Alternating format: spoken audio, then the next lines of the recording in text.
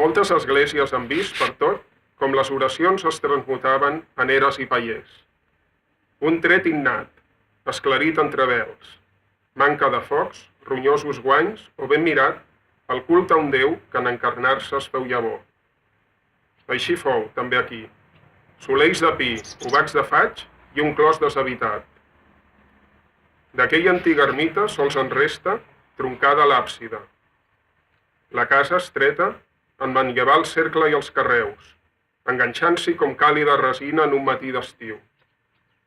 L'estable, doncs, tingué un sopluig rodó, i el casalot uní les cambres amb l'alè escalfat del bestiar que reposava bíblic dins la volta romànica i humil. Avui, però, el terra cruix, els murs vacil·len i les males herbes fan un llarg camí d'incúria, guaitant el sostre amb resplendors de pluja i fred. Sols els carreus de l'àpsida romanen, tossudament dempeus. I mentre cau l'esforç dels dies breus, una fe alada s'aferma i venç, rotunda en cada pedra. Eterna en fou la set, i cap atzar mogué l'afany dels braços, ans un verb, que en els humans sempre invocaren, d'esma, la veu més perdurable en els seus precs.